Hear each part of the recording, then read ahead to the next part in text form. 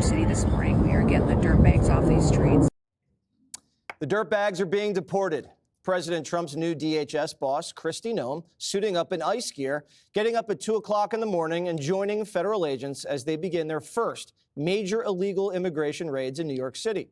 Removing the worst first, illegals who've been charged with kidnapping, assault, and burglary. It's a refreshing change from the days of Mayorkas shopping for high-end menswear while a crisis festered under his watch. President Trump's new White House press secretary, Caroline Leavitt, holding her first briefing and laying the smackdown on liberal reporters who are confused about our immigration laws.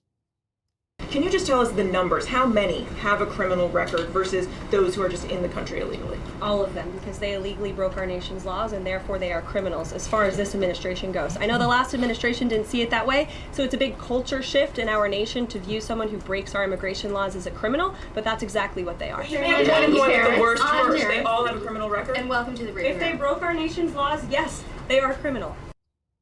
Meanwhile, President Trump's deportation crackdown is a stunning success. Border agents report shockingly low migrant encounters, with arrivals at the southern border dropping over 60% since 47 took office last week.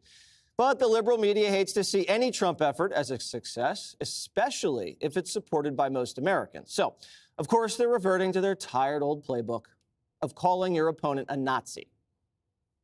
If that sounds vaguely familiar, that's because it is.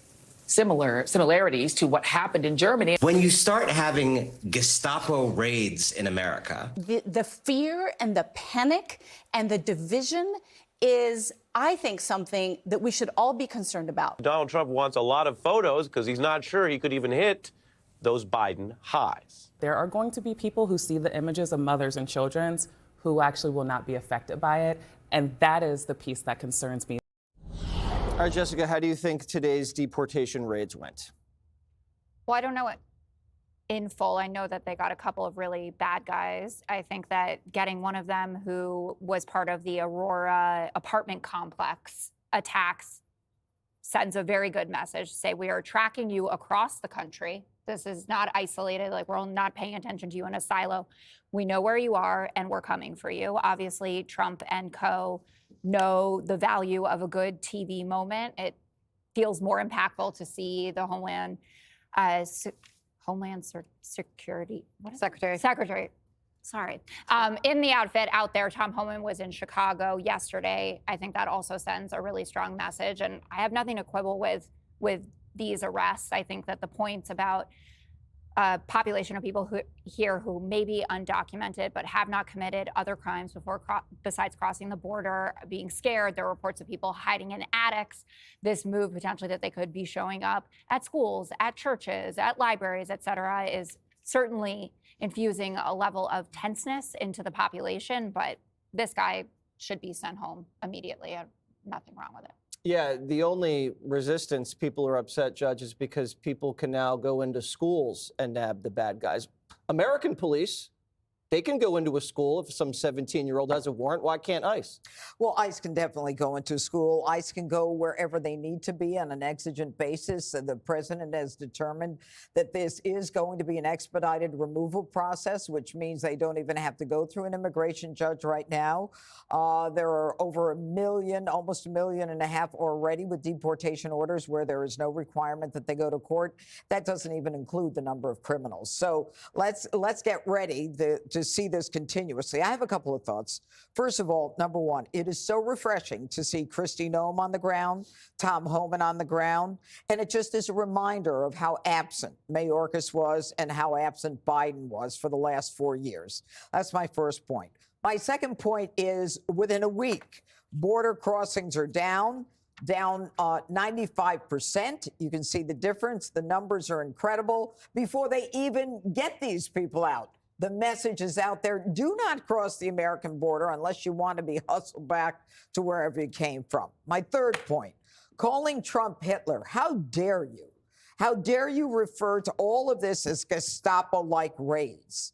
These are individuals, one with a double homicide that we know of, pedophiles, burglars, rapists, red notices on Interpol, which means the highest level of criminal, and they're worried about them and not about the Americans who are subject to their victimization.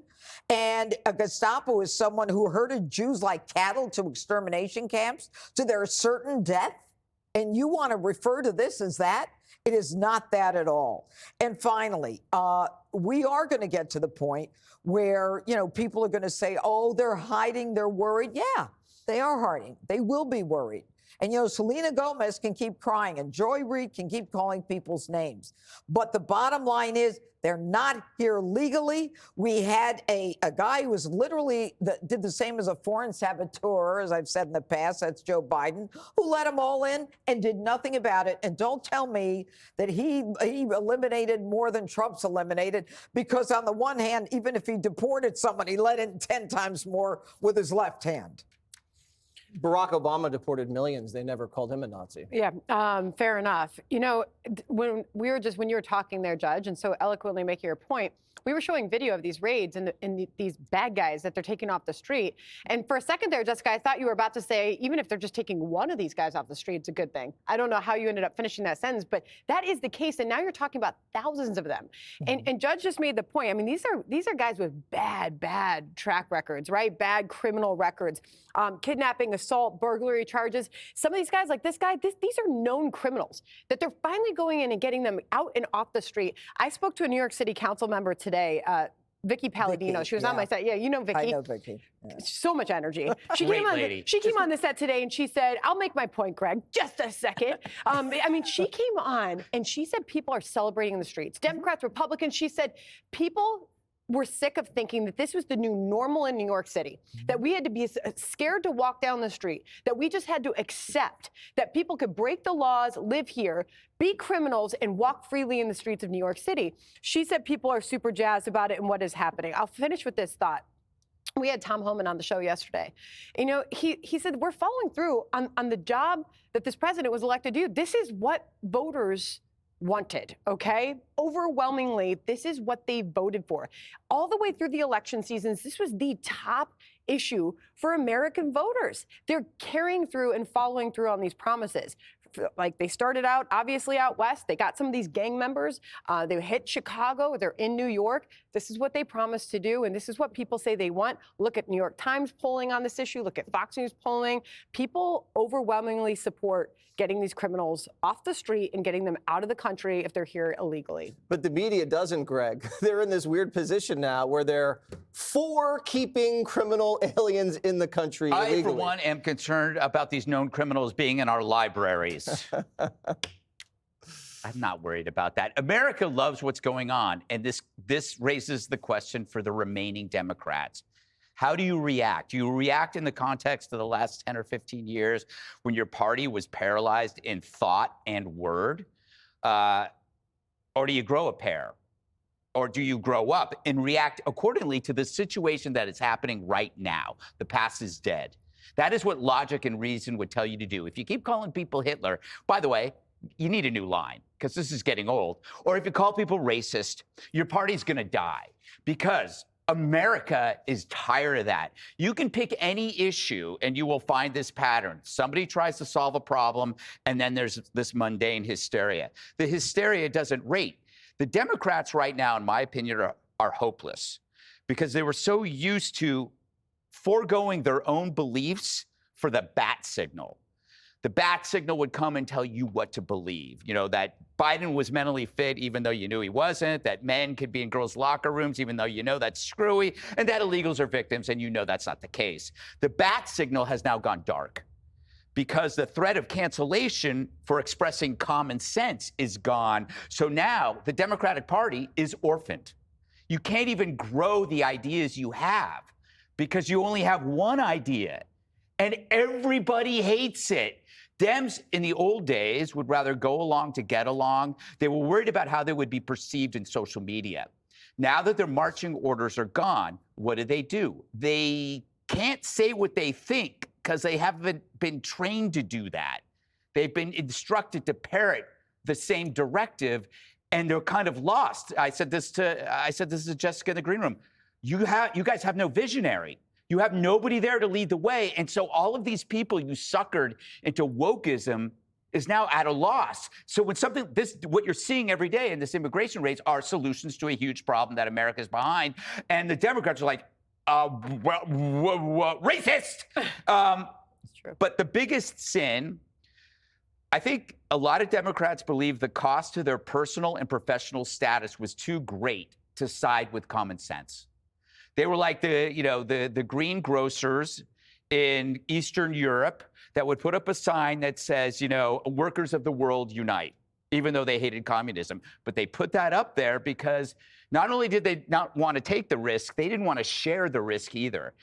I'm really curious, like, what is next for a party when you're seeing all these practical solutions happening and all you could do is shout Hitler? That's all you got. It's pathetic, but you're going to die if you keep doing it because no one's buying it. That's my advice, Jessica. First time ever that you told the truth about what you said to me in the green room. Yes, that's true. I was like, no, wait, this is a weird sensation. That actually happened. But then he ruined it because he wore the same shirt as Sandra. Oh. By the way, do you know Color that wheel I think a violation. leprechaun threw up on the judge, and I think we should get somebody over there right away. I'll wipe that Proud out. of it. My Irish. I love it. Click here to subscribe to the Fox News YouTube page to catch our hottest interviews and most compelling analysis. You won't get it anywhere else.